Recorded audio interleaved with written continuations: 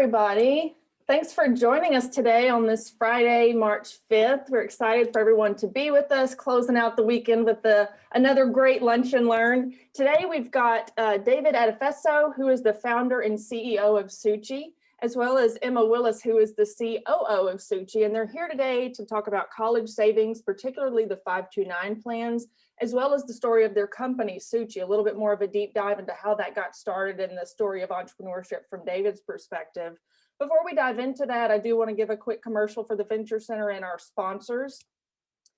Frost Accounting Firm, Simmons Bank, Wright Lindsay Jennings, and the Little Rock Chamber. You hear me say these at every community event. They are our key stakeholders and supporters when it comes to these community programs. They support all of our efforts, help get the word out. So we are very grateful to our sponsors in helping us with this effort. Also, I want to remind everyone that's not familiar with the Venture Center, we are a 501c3 nonprofit with a mission to support entrepreneurs, and all of our programs are meant to inspire and encourage and inform you about entrepreneurship. And so while we have today's program, we also have several others in the works that you are more than welcome to be a part of. They're all free and open to the public and currently all on Zoom in a virtual capacity. I just want to let everyone know on March 12th, we do have a workshop coming up with Frost Accounting Firm on taxes. So if you haven't done your 2020 taxes yet, you may have some questions, especially when it comes to the legislation that was passed last year around the CARES Act and PPP. If you have any questions about that, you are more than welcome to participate in that one. We also have a number of other programs coming up, and we encourage you to register for those.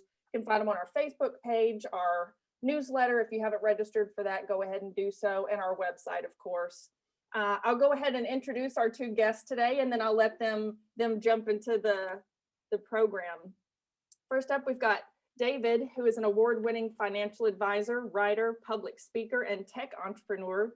His story is a shining example of the American dream, immigrating to the US on his own at age 21, then working his way from experiencing homelessness to pursuing his MBA at Harvard to working on Wall Street with some of the world's largest companies.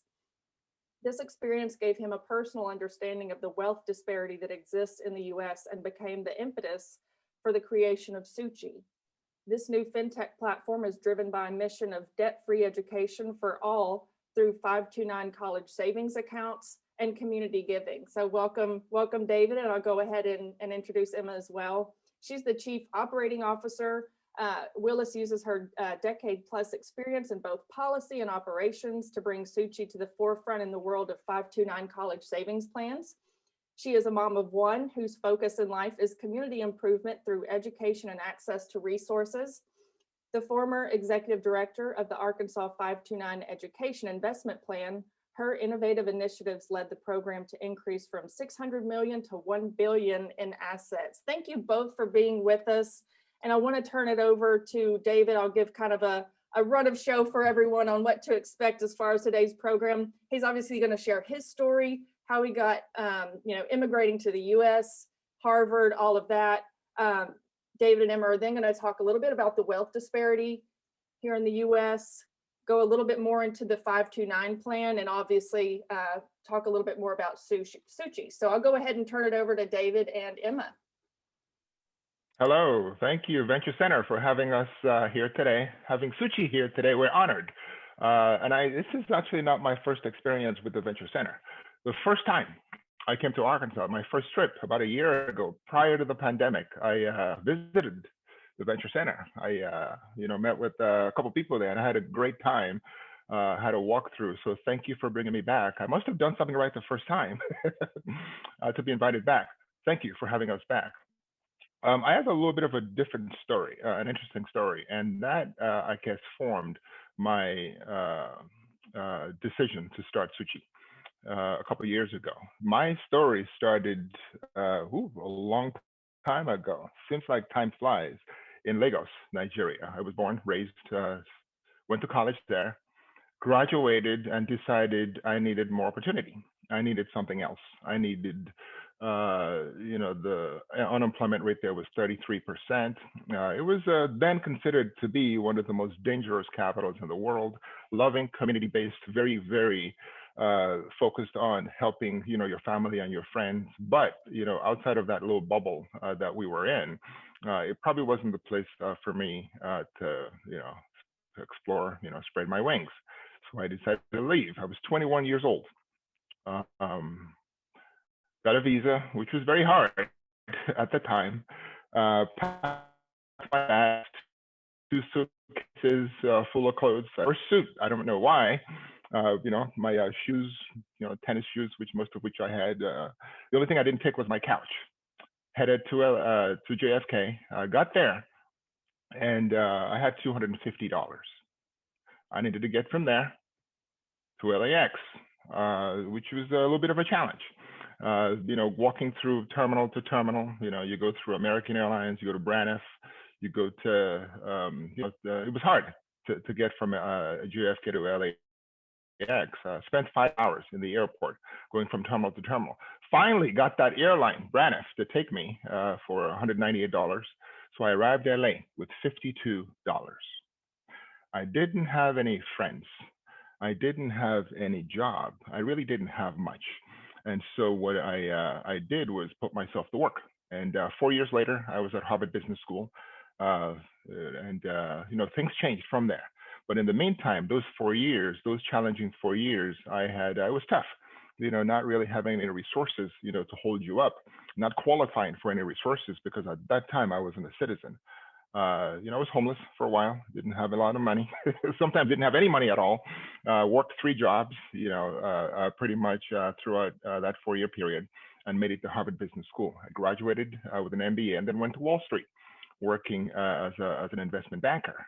And I graduated, fortunately or unfortunately, with a little over $125,000 in student debt, which is a big part of why 20 years later, Sootchy was founded, because I know what I went through to pay off that debt. For many people who don't know, I actually didn't, how, you do a graduation, you walk across the stage and you get a certificate. I didn't walk across the stage. Here's my parents who were visiting. They're proud, from Lagos, Nigeria. They're honored to have their child go to Harvard, the first one to graduate with an MBA. And they're sitting there, they just arrived a couple of days ago, and I couldn't walk across the stage. As a matter of fact, I didn't attend the ceremony. Most people don't know this. I didn't attend the ceremony. I was upstairs, in my room, because I couldn't afford to pay off my debt to the school and to the other debtors. And so if you can't pay it off, you don't get your certificate. Not till about 3 or 4 years later was I able to at least pay off that portion of debt, to Harvard and get my diploma, which I still have. Actually, I have it framed. And so since then, things got a little bit easier, for me. I got a great job, and I was able to pay off most of my debt, which many kids don't get the opportunity to. Many kids don't get the opportunity to go to Harvard, get an MBA, go to Wall Street, make 6 figures, the first year, and, your salary goes up 40 or 50% per year. And things were good. And I decided, though, about 4 or 5 years later, about 5 years after, joining Wall Street, that Wall Street wasn't for me. It was a great place that finances our corporations in America. But it was a place that was focused primarily on money, acquiring wealth for the sake of acquiring wealth, which is not, just didn't sit well with me. I liked the money, but, we worked, 16, 18, 20 hours a day, sometimes 100 hours a week. And you live in this little tiny apartment in New York, so 350 square feet. You never spend any time there because you're at work. You put on 25 pounds because you're not doing anything but sitting in front of your computer and working all day. And, you get food. You get lots of food. You get free. Then we had free food on Wall Street. So we'd eat like pigs and, didn't exercise, worked all the time. And, you tend to put on weight, affects your health. But left and moved to LA, hopped on an airplane. This time I could afford the flight back to LA. And I started a company called the Pacific Group, which was is a financial advisory company working with men and women, people. And I was able to, find myself there. And we'll get to that in a little bit, but that's a little bit of my story. Thanks for sharing that. And I know a lot of people, I saw heads nodding and smiling, and very, very interesting story that you've got. I want to pause and let anybody that has a question ask it. You can unmute yourself, ask your question, or go ahead and use the chat box. And you can do that throughout this program. If you have a question come up, I'll give whoever wants to ask a question a moment.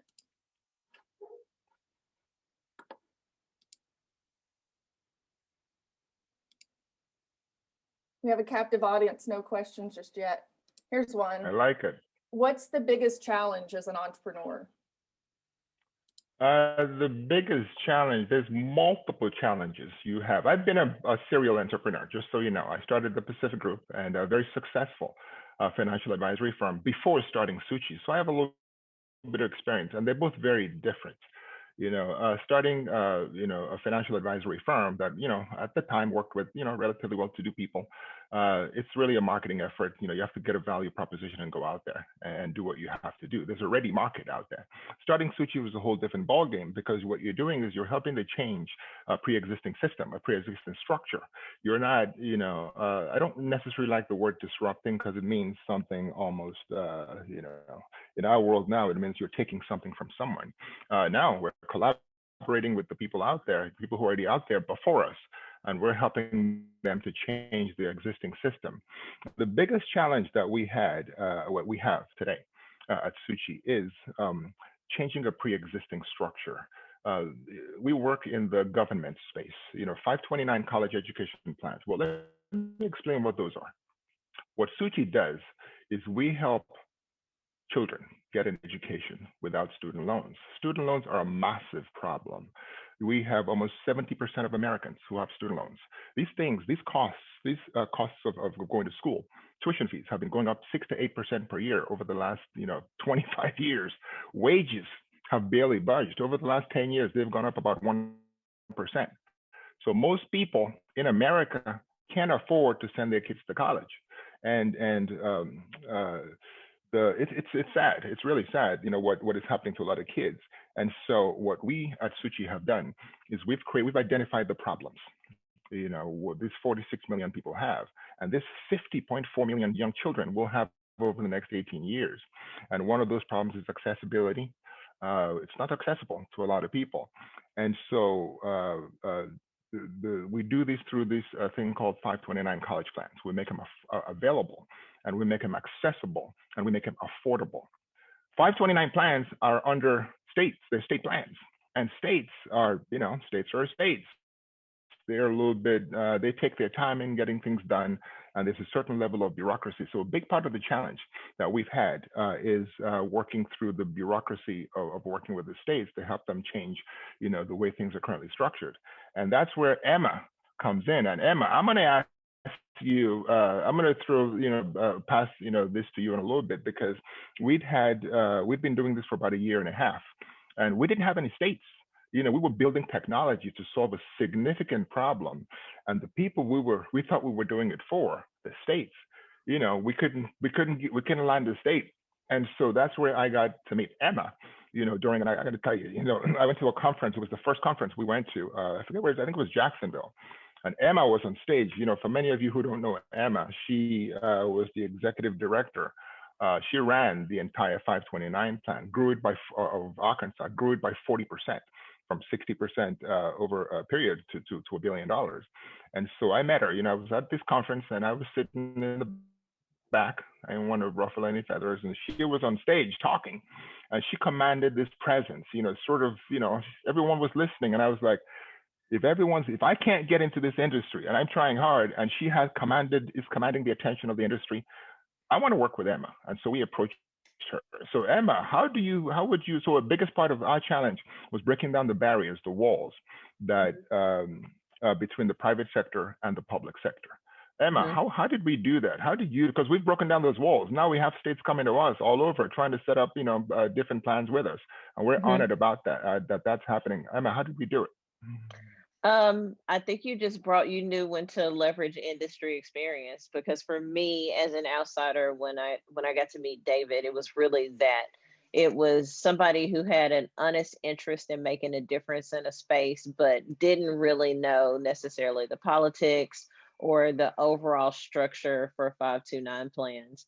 And for me, a lot of these people are my peers and friends. And these are a lot of honest kind of honest conversations that we've just had over the last 10 years on what we would like to see this industry become.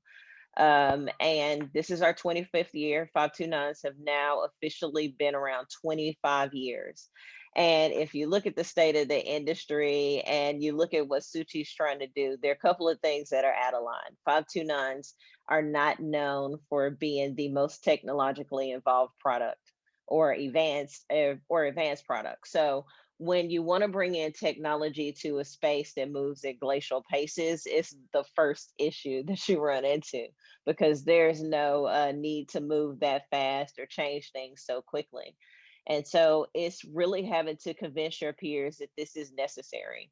And in order to bring in younger families and to talk to the parents of tomorrow, you have to actually meet them where they are. And typically that's right here on your cell phone. And and when you start that with people who, I won't call out anybody's age in the 529 space, that are a lot of times 30 years my senior, that's not their comfort zone. So Sootchy was a steep learning curve. And for me and David, that was our first conversation. And David, actually, matter of fact, I think we were in Amelia Island.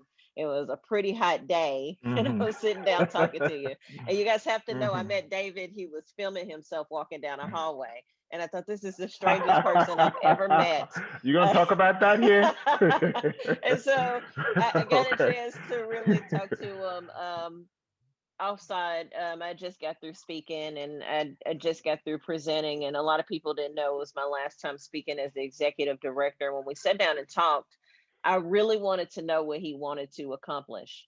And from that point on, I think, David, we had a seriously honest conversation that day. It was kind of like we knew each other already. And I was trying to talk to him about what he had already done. And what was obvious to me is that he didn't have anybody to really talk to him about the industry. So a lot of times you'll see examples of people who come in and quote unquote disrupt, specific sectors of the market. But for David, he was actually wanting to create some form of disruption that was necessary. And so I understand why he doesn't want to use disruption, because we all are moving into technology. We're having to embrace it. We're having to make changes because of it. And sometimes those are unpleasant. And that's really what my conversation was to him, is that, you're having to think about, a certain segment of the world that's not used to change happening so quickly. And we were willing to come in and really show them what the potential and opportunities were. And so that's really how this kicked off. Is me, I came in and I helped to educate David on what the 529 industry currently looked like, or what the landscape was, and really stuck around to help guide him through a lot of the nuances. Because 529s, again, we rest in this really gray space. It's not a for-profit, technically, product. However, the fees that we use that are associated with the assets under management typically help states run their 529 plans. And so it's a quasi for-profit, nonprofit, underneath the government, weird area. And most people don't want to dabble into it. And then you just throw in all the compliance issues and the regulatory stuff that comes along with this very unique code and within the IRS. And it just brings about all these things that you have to have patience for. And so I won't go any further, because I know I'm going to explain a little bit later here exactly what a 529 is. And David, I think it's probably a good time to talk about the state of the American economy and why Sootchy is solving such a big problem and trying to eradicate student loan debt, because I think it's a super lofty goal. And I guess if we had to be like anybody right now, it's probably, Elon Musk and Neuralink, or Jeff Bezos and one of his, dramatic plans to take us all to space. But I'll let you talk about the state of, the US economy. And I'm sure people are thinking about that, right? Like, what's the problem to solve with this 529 plans? It's a cool plan, right? It's tax deferred. You don't pay any taxes when you it's for education and all that. Okay, yeah, these kids have student loans, right? But they got an education, right? So what's the problem? You paid for it. You got the service, the education. Well, go pay for it. It's a little bit bigger than that. And so it may help to understand what the root cause of the problem we're trying to solve is. And the root cause is, well, before we talk about the root cause, let's talk about the problem itself. Since 1982, this thing called the disparity of wealth, primarily between races, has been dramatic. But it's not just between races. It's not just Black people and Hispanic people and Native Americans. Yes, minorities. But there's also a lot of poor white people and middle-class people, lower income, that are left out of the American dream. Since 1982, the income for the top 1% has gone up by 33%. The income for the bottom 90%, which was somewhere around 35% in 1982, it's now closer to 26%. It's gone down about a third. So while the rich are getting richer, the poor are getting poorer. And you look at the root cause of the problem, there's a lot of different things. There's the tax system, there's the way we treat capital gains versus ordinary income, there's the way we treat investors, you know, the people who are a little bit wealthier who invest in real estate, the people who invest in stocks, the richer people, versus the people who go to work in a restaurant, a busboy, he pays, you know, taxes that are much higher and as a percentage of his income than Warren Buffett does because he's an investor. And there's also a lot of other things that cause that problem. But the root cause of the problem is the lack of educational resources. If we teach a child the way he should go, he will not depart from it. So if you take a child and you give him an education, he has the opportunity to make $1 billion. He has the opportunity to be governor, or head of state, or president, be whatever he wants. And so a big part of what we found was that in order to lift all boats, and you know, many people ask us, you know, Sootchy is for everybody, right? We want to work with everyone. We're not, you know, we don't look at it by race, or you know, what we look at it as is by need. But you see, you have to, you know, when you want to heal a wound, you have to go to the where it started, the source, you know, the deepest part. And if you go to the deepest part and you look at this disparity that we have in America, a lot of, you know, minority communities have been left behind, you know, in this American dream. So we're starting there, you know, to try to heal that disparity, try to raise those people. And, you know, if I can give an example, do you want to talk, Emma, about what we're doing over here in Arkansas? Because I'm in Arkansas, I'm in a hotel over here. That's why, you know, we have better lighting at home, you know, not in the studio. But I'm in Arkansas, and I've been here on an amazing 3-day trip. Maybe we'll talk about it later. No, I'll take a stab at it right now, and I'll be brief. So in terms of why Sootchy was created, it was the problem overall is this tremendous amount of debt that we have in the US. And we don't want any other generations to be strapped with that type of debt. At this point, it should all be about opportunity. And for us, it's more so about collective impact. And what we've learned here at Sootchy is that we're so much better when we step outside of our silos and learn to work with other people in the community. And so what we recently done, and why David's in Arkansas, is we've just formally adopted 4 campuses here in Central Arkansas that have a tremendous amount of need. That's Lighthouse Charter Schools. And what we did in the course of, you know, deciding where we wanted to start our work was, the first thing was free and reduced lunch. And if you know anything about that population, this is just a group of kids that are a little less likely to be able to have an extra dollar to save towards anything. And so what Sootchy wanted to do was step up and be that embrace and be that partner and help making these kids' life a whole lot better, and just give them something that was positive to look forward to. The other really cool thing about it is because we use 529 plans, they're 7 times more likely to go to college. And so what we're doing and dealing with wealth inequality is we're helping to create assets for these children. And because 529s are structured specially under IRS Code 529, this won't impact them. It's not going to have a major impact on their FAFSA. It won't be counted against them if their household happens to be receiving any additional subsidies. And it was a perfect fit. And not only because of the 529 accounts that we're opening for every kid at Lighthouse Charter Schools, and that's K through 12, we also are creating financial literacy modules that are going to grow with that child, starting at K all the way to the parents. And so what David has done, he's also made a commitment personally to revamp his YouTube channel and really start focusing on the fundamentals of finance. because I had a young lady reach out to me on LinkedIn, and even though the press release said that we were focusing in on these very specific groups, she made it clear that she wished somebody would have taken the time to teach her these financial literacy skills as well.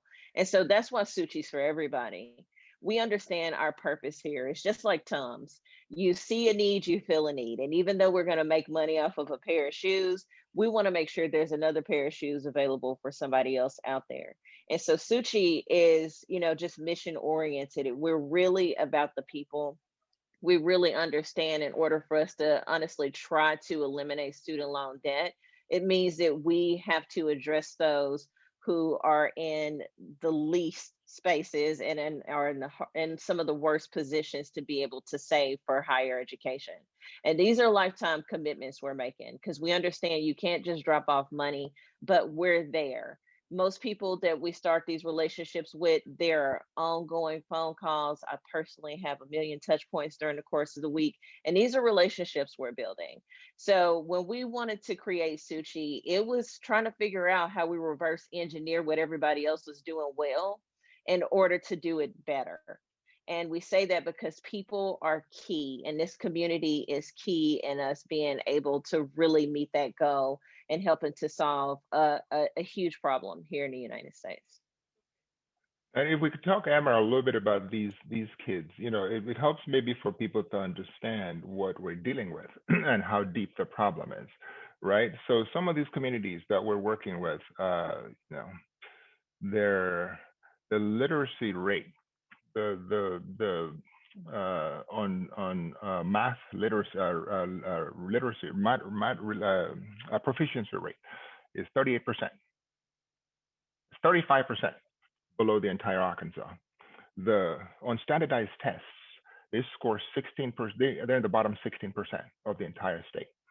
Many of them are the reading proficiency rate is about 27%. We're graduating kids from high school who can't read. How do they go to college? Well, they don't. So half of these kids don't end up going to college. They go do something else. They don't get a higher education.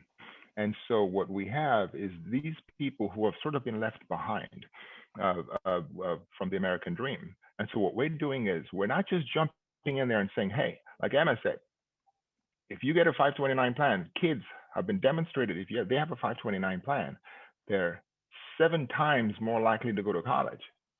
So why doesn't every child in America have a 529 plan?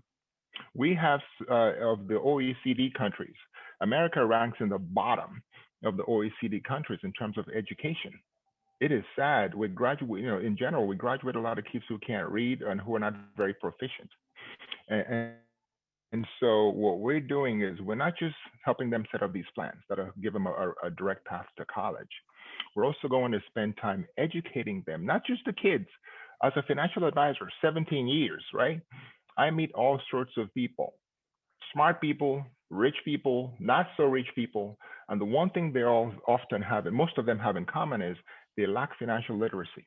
They don't know how to budget. They don't understand investments. They don't know about saving. They don't know about spending less than you make. They don't really understand taxes, insurance. And so we're taking it upon ourselves, not just to help these communities of people to go to college. We also want to teach them the basics, the financial basics. And not just the children, the parents too, right? The average income in these communities when the Delta region is $26,000, family of 4, that's poverty. So we're dealing with people who don't have a lot of opportunity. So we're going to teach them, we're going to help educate them, we'll stay with them, throughout this process. We're going to help teach them things that they should know. And hopefully we can help start the process of lifting a whole generation of the underserved people in America out of poverty, this cycle of poverty. See, if you're again, many of these communities will be dealing with they're single parents, many of them live with grandparents. Some of them, sadly to say, are homeless. I understand that. When you're born into that community, it's almost like being born with one leg tied behind your back. And you run through life with, with one leg, with a limp. but the game of life requires 2 feet. You got to run, and you got to run fast. So a little bit of what we're trying to do is untie that foot to give that child a chance to run. You know, a little. Sometimes you need that little push. I got that. You know, when I got to the United States, I was, you know, there were some people along the way who were able to help lift me up, and then I ran. So sometimes we need that helping hand, and that's really what we're doing here with these people. We can go ahead and pause and see if there's any questions before we move on to the next portion and learn a little bit more about what the 529 plan actually is.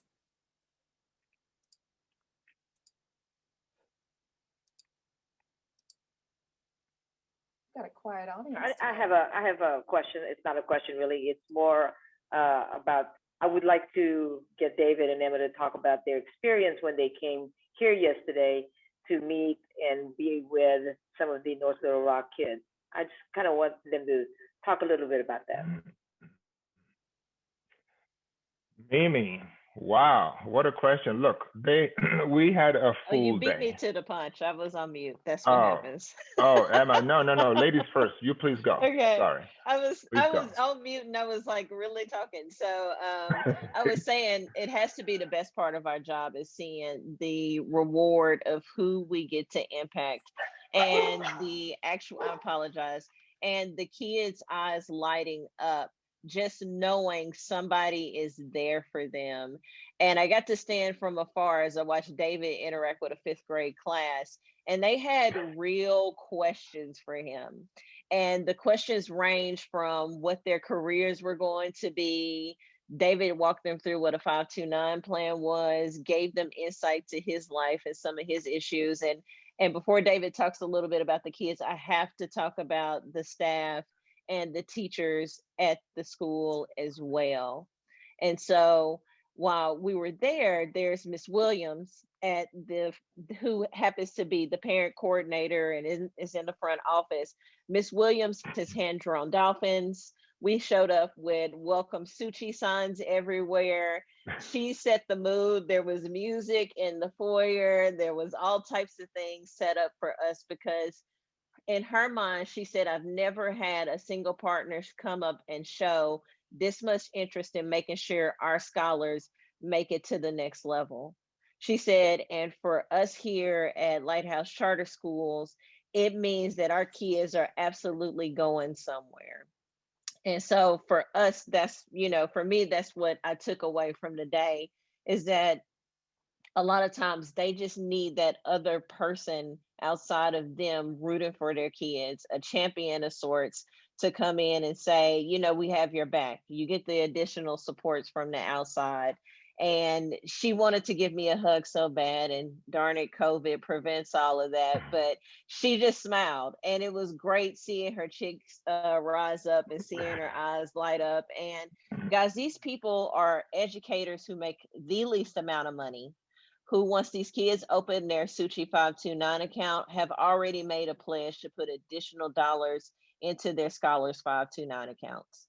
And for me, that is the most humble point of anything that I can do when I know these are the people who are working to make our kids' lives better. They have very little, but they're always willing to give way more. And so that was my takeaway from the David. I'll let you talk about the kids because they had some great questions for David. They had to drag me. We had a full day, right, at this school, Capital Cities Lighthouse Academy, and in the Delta region. They had to drag me away from the 5th grade classroom, right? I had 10 kids around, and we had the best fun. I was there for 45 minutes or so. I could have stayed all day and talked to these kids. And you see, here's what I learned from them as much probably as they learned from me. Sometimes you realize that a child simply needs a role model. They simply need someone they can look up to, someone who they can aspire to be, someone who tells them, it's okay. I've done it, and I'm no better than you. I'm no smarter than you. I'm no taller or more, if I can do it, you can do it. And so what fascinated me was sometimes, when you see the light going in a child's eyes, when you see the child gets it, When you see the child understands that, look, if you want to be successful in life, you have to work hard. You have to work long hours. You have to get an education. It doesn't have to be college. We like college, but it could be trade school. It could be culinary school. Some of those kids, we talked about what they wanted to do. Some of those kids want to be doctors, lofty goals. Some of them want to be makeup artists, but you still have to get to a certain degree of training for that. Some of them wanted whatever it is they wanted to be. We talked through with them. I talked through with them what was required. And again, it was required for them to work hard. And I told them my story. I told them, but these kids were dealing with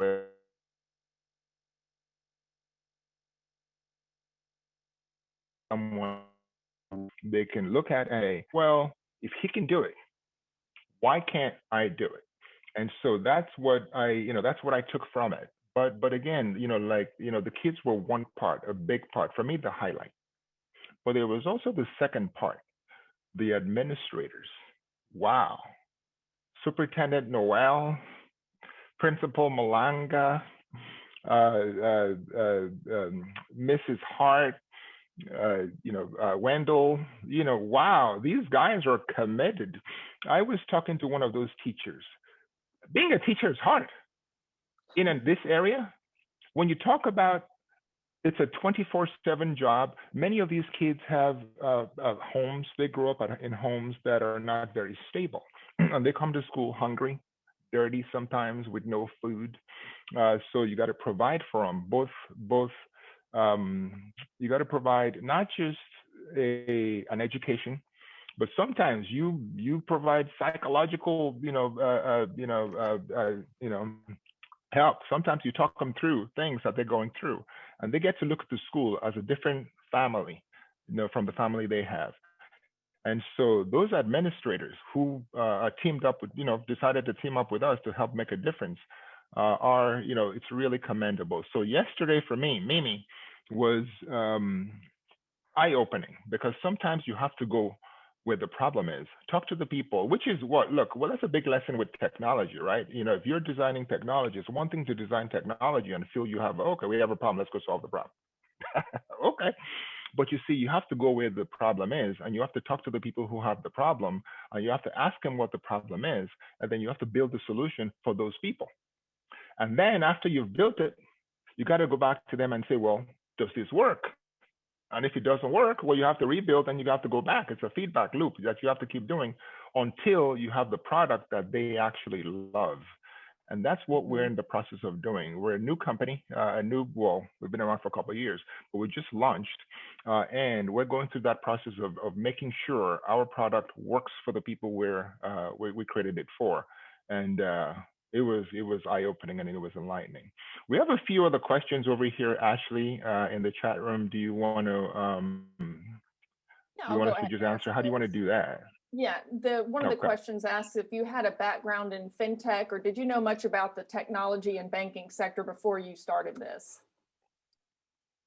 I knew about the banking. My background was threefold. As an accountant, right after I got over here, the US, I had a degree in accounting. And again, what helped me, I reinforced with those children yesterday that what helped me was the fact that I had a college degree. And no one could take that when I got here. No one could take that away from me. So I got a job. I mean, I worked 3 jobs. I worked as a waiter. I worked as an accountant, and I was a tutor. But I was able to propel myself, God willing, to bigger and better things, partly because I had a college degree. And so I had an accounting background. I worked as an accountant. After business school, Harvard Business School, I worked as an investment banker. So I had corporate banking experience. And then I did have, after I left Wall Street, I worked in personal finance. So I did have banking experience. I had financial experience. And I'd worked as much on a PC. Now we use Macs, and I'd worked as much on a PC. So I thought I knew about technology as anybody else. I didn't have fintech experience at all. And it was a huge, I had financial experience, but I really didn't have technology experience. But what I did, and it's really important to be able to recognize as an entrepreneur very quickly what your strengths are and what your skills are and what you lack. And to be able to fill that need very quickly is is critical. And, for a lot of entrepreneurs, it's one thing to know what you don't know. Okay, I know there's things I don't know. But the dangerous thing for an entrepreneur is you don't know what you don't know. And those things that you don't know most. And having people around you determine and work with the things that you also don't know is very important. So what we did at Sootchy was we hired the best we could find. I hired a technology team that was the best in the business, and Emma came on board, and she had her own particular skills, and that's what we were able to do. But Emma, how much fintech skills did you have before you? Because we never really, So you just jumped in and really, started working. really good question. I am a jack of all trades, master of few. Not master of none, but master of few. And so I had some experience launching the 529 industry's first app. And that pretty much gave me an idea of what David's overall objective was. And knowing what it meant to meet all of the compliance and regulatory as well as technological functions of the 529 app. And so that just kind of was my understanding of fintech. So just a brief history and knowledge. I say not 100%. I think we leave that to our dev team to really be the ones that give us the insight.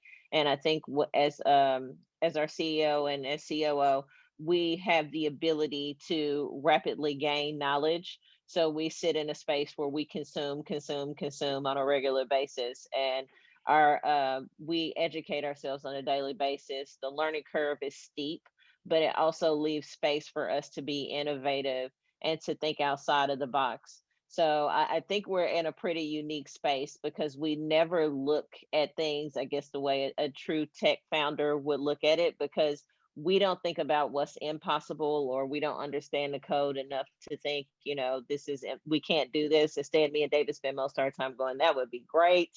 We're just going to do it. And then by the time we make it back to our dev team, that's when we meet maybe some resistance.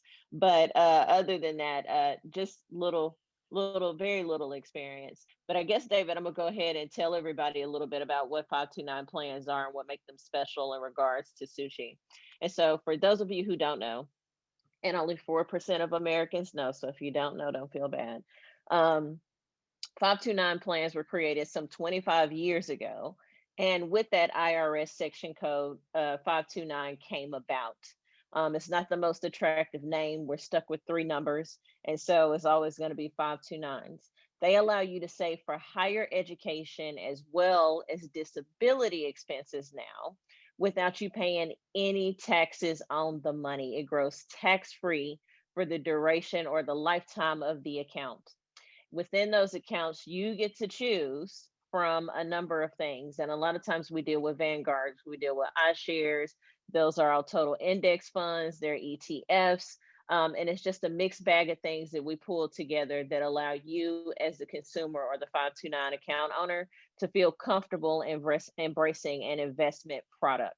Because for a lot of Americans, that's the other issue, is that you're now investing money, and the first American is going to think risk. That is the first thing most people think is, oh, I could lose money here. But the way they were designed is for you as the consumer or account owner to feel super comfortable being in this product. We do a good deal of education. There are a ton of resources out there. I know at Sootchy, we've developed a tremendous resource library for people to be able to go back and understand exactly what it is. We don't want anybody to be left out of this conversation. And who can benefit from a 529 plan? That's me, that's you, it's your kids, it's your grandkids, it's your nieces and nephews. It could be the little boy at church or the little girl at church that you go to. If you see a child or a family member that you want to invest in their education future, that's who can have a 529 account. And so where can those plans be used? That is anywhere in the US and the US territories. And even easier, if financial aid is accepted on that campus, then that's where your $529 can go. That also includes a couple of schools internationally. So there's a great deal of ways these 529 accounts can be used. Even more so now, they're expanding the 529 code to be able to pay for even more things. And they're doing that because they want to follow what the disability component of 529 is able to do, which is to help you plan and pay for things and make your life a little bit more comfortable. And so you'll see that evolve in the next couple of years. But for right now, that's tuition, room, and board. It also looks like technology expenses and anything technically outside outlined on that course syllabus that 529 can pay for it. The state of the 529 industry currently, it's about where it was 5 or 6 years ago, to be honest. It's not a quick moving space. And that's because the first thing you have to account for is that we're under a lot of constitutional officers' oversight. And so that means most of these officers are running 4-year terms, and some of them run 2 terms. And these people don't really change too much, and 529s aren't always the top priority. And so you don't see a lot of change in the space. A change that one state may take up doesn't always impact the other states. And so you'll see some people get left behind. And so here at Sootchy, we have a policy approach because we understand where changes are made. And so we look at things in terms of what can we do to actually lift that tide that eventually lifts all ships. And so the lack in technology is just one of our focus areas. But in addition to that, we're also focused on awareness and overall accessibility of product.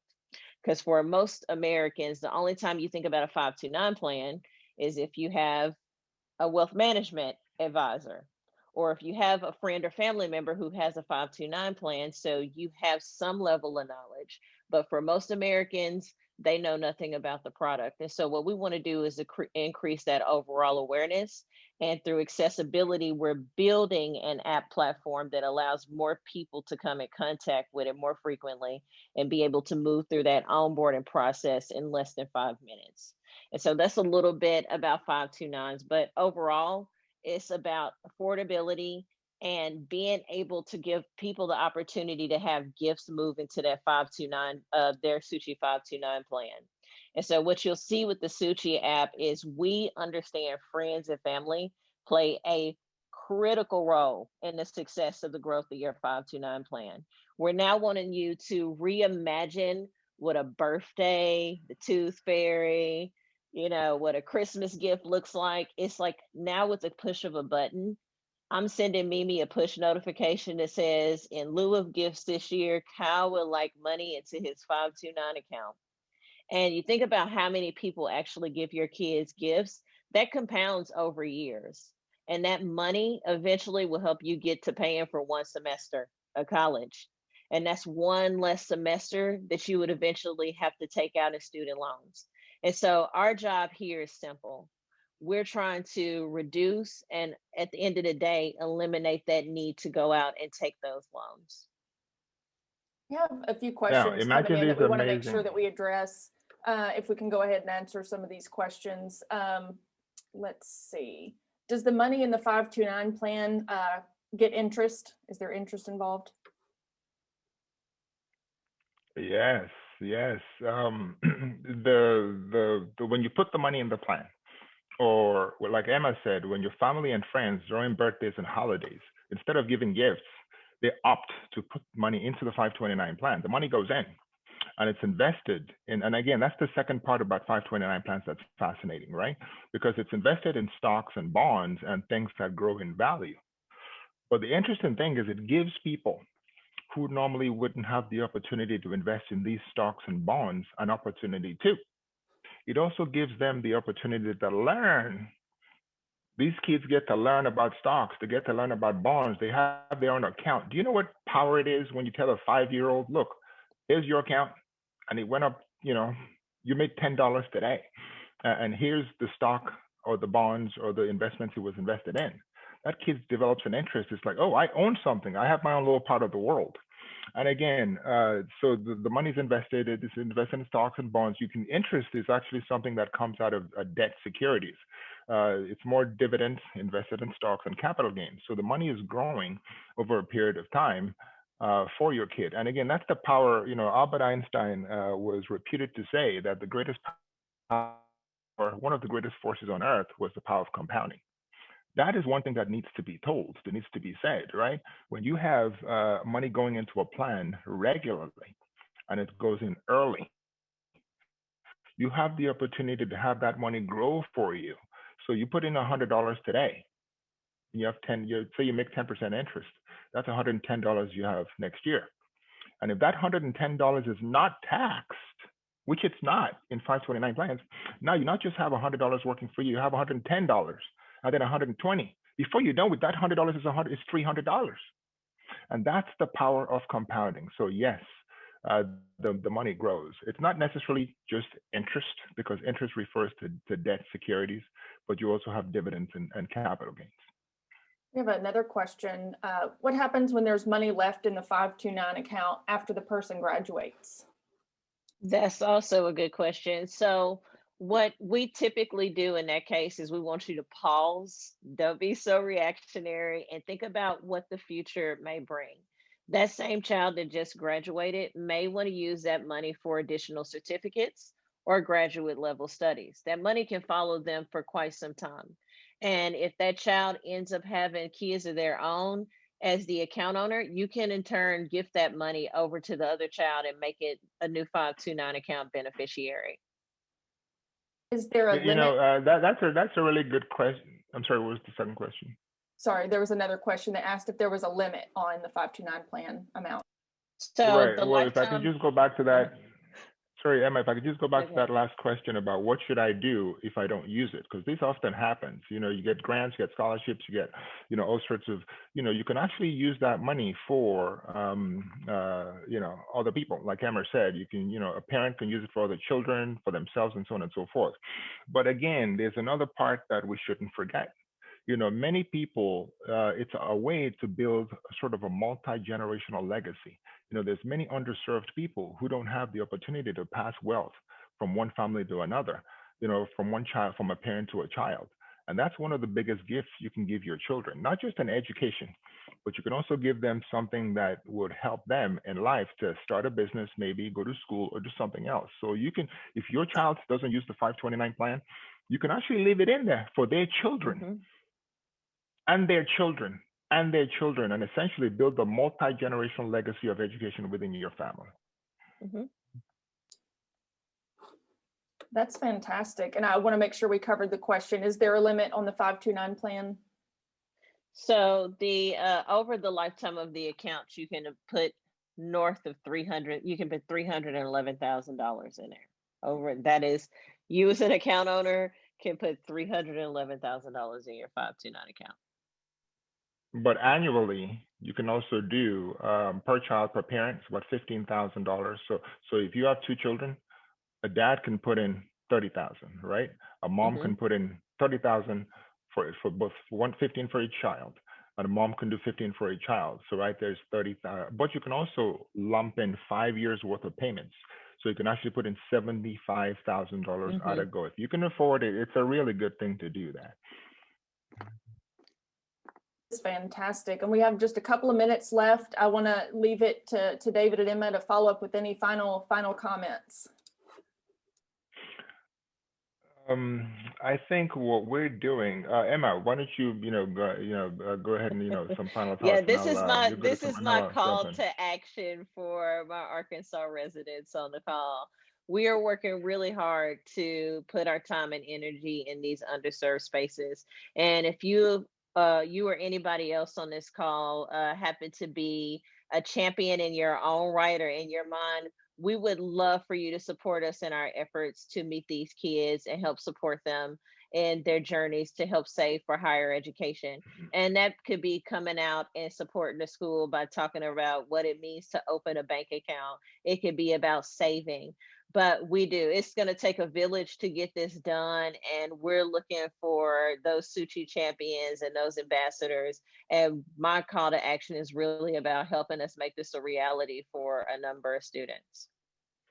What we are doing is, what we're trying to do at Sootchy is to work hard to lift the whole generation of people out of, this cycle of poverty and this cycle of um, that just, it grabs them when they're young and they just kind of stay in there. And we're doing that by working hard to ensure that any child who wishes to go to college or any other higher education after K through 12 has the opportunity to do that without the burden of student loans. The reason why is because student loans hold our children back. I, as a financial advisor, one of the biggest problems my clients told me they had was not paying off their mortgage. No, they got that figured out. It's not retirement. It was paying off that student loans. Imagine the situation. America is the only country in the world that has these young children graduate with a mortgage on their backs. You graduate, you make what, 37,000? That's the average income. That's the median income, I think, in America a couple of years ago. And they get a student loan for $38,000 that they have to pay back. So instead of that child traveling around the world and experiencing it, investing in their 401k for retirement, saving for their first home, or doing something else that will advance their lives, they have to turn around and pay back student debt. So student debt holds our children back. And so what we're trying to do is break that cycle. And our goal is within the next 10 years, by 2031, no child in America would ever have to take out a student loan again to go to school. Debt-free education for all. Thank you. That's amazing. Thank you so much, David and Emma. With that, we're going to wrap up. Thanks again for talking to us about Sootchy, your goals for 529 plans and education in general.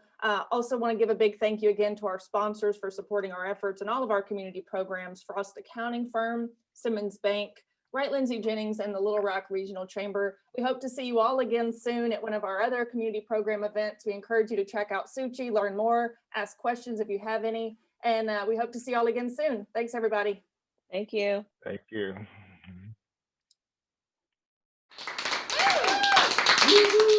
All right.